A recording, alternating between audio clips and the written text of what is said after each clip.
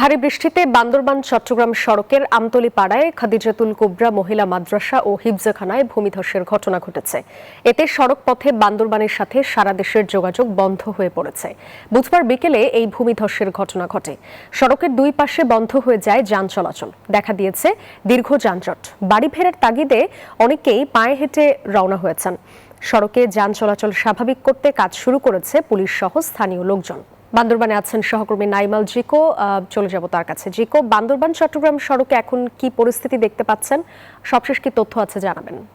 যেমনটি বলছিলেন যে বান্দরবান থেকে যেই সংযোগ সড়কটি চট্টগ্রাম এবং কক্সবাজার মহাসড়কের সাথে যুক্ত হয়েছে, ঠিক সেই সড়কটির উপরেই কিন্তু ভূমিধসের ঘটনা ঘটেছে এবং সেই জায়গাটি কিন্তু দীর্ঘ প্রায় 2 ঘন্টারও বেশি সময় ধরে এই রাস্তাটি বন্ধ রয়েছে, যার ফলে কিন্তু দীর্ঘ যানজট যেমন সৃষ্টি হয়েছে, তেমনই কিন্তু এখানে আরও ভূমিধসের ঘটনা ঘটতে পারে বলে কিন্তু এখানে যারা ফায়ার সার্ভিসের কর্তৃপক্ষ রয়েছে, স্বেচ্ছাসেবক রয়েছে, তারা কিন্তু বলছে এখানে ভূমিধসের আরও বেশ কিছু আলামত তারা লক্ষ্য করেছে, যার কারণে কিন্তু মাইকিং এর মাধ্যমে এখানে যারা উৎসুক জনতা ভিড় করছিল, এছাড়াও যে সমস্ত মানুষ আসলে পায়ে হেঁটে রওনা দিয়েছিল, তাদেরকে নিরাপদ দূরত্বে সরে যেতে বারবারই বলা হচ্ছে যে কোনো সময় হলো এটি ধস হতে পারে বলে কিন্তু তারা আশঙ্কা করছে। কারণ পাহাড়ের উপরেই কিন্তু রয়েছে একটি বিশাল বড় গাছ এবং সেই গাছের নিচের যেই অংশটি রয়েছে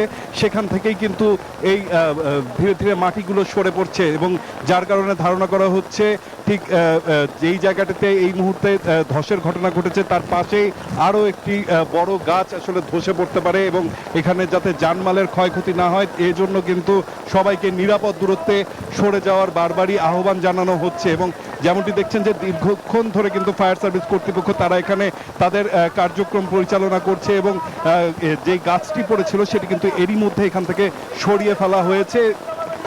এছাড়াও এখানে মাটি যেগুলো পড়েছে সেই মাটিগুলো অপসারণের জন্য ট্রাকের ব্যবস্থা করা হচ্ছে এবং ট্রাক থেকে কিন্তু এর মাধ্যমে এই মাটিগুলো ট্রাকের উপরে উঠিয়ে সেগুলো সরিয়ে ফেলা হচ্ছে, আর ভূমিধস যাতে পরবর্তীতে না ঘটে সেজন্য কিন্তু পানি যেগুলো বেয়ে আসছে পাহাড় থেকে, অর্থাৎ পাহাড়ি ঢল যেটি নামছে সেটি কিন্তু ড্রেনের মাধ্যমে যাতে সরাসরি চলে যায় সেজন্য কিন্তু কাজ করছে ফায়ার সার্ভিস কর্তৃপক্ষ। আমরা দেখেছি যে তারা হলো বেশ কিছু মেশিনারিজ এখানে নিয়ে এসেছিল, সেগুলো দিয়েই কিন্তু কাজ করছে। আমরা এখানে বেশ কিছু ভুক্তভোগীর সাথে কথা বলেছি, তারা যেটি বলছিলেন যে তারা গতকাল অনেকে তাদের চট্টগ্রাম গিয়েছিলেন তার পরিবারের অসুস্থতার কারণে, সেখানে চট্টগ্রাম মেডিকেল কলেজে তার আত্মীয় স্বজনরা ভর্তি রয়েছেন, সেখান থেকে ফেরার পথে এই ভোগান্তিতে পড়েছেন এবং দীর্ঘক্ষণ অপেক্ষার পরে যখন তারা সেখান থেকে স্বাভাবিকভাবে ফিরতে পারেননি তখন তারা কিন্তু পায়ে হেঁটেই রওনা দিয়েছেন এবং আমরা বহু পর্যটককে দেখেছি তারা হলো ব্যাগ হাতে করে কিন্তু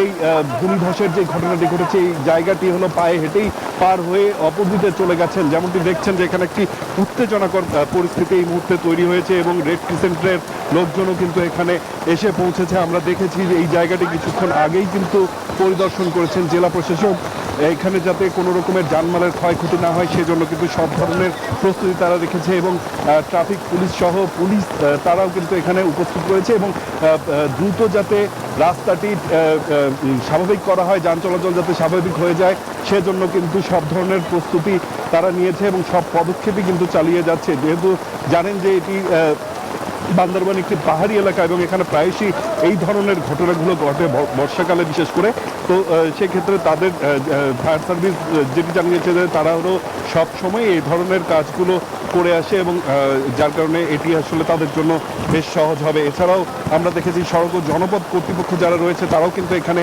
এসে উপস্থিত হয়েছিলেন, তারা যেটি বলেছেন যে এই সড়কটি তাদের আন্ডারে এবং তারাই কিন্তু এই জায়গাটি সবসময় পরিচালনা করে থাকেন এবং এই ধরনের ঘটনা ঘটলে কিন্তু তারা সবসময় এখানে উপস্থিত হন এবং এই ধরনের তৎপরতা কিন্তু চালিয়ে তারা যত দ্রুত সম্ভব তারা কিন্তু সড়কটি স্বাভাবিক যান চলাচলের জন্য স্বাভাবিক করে তোলেন।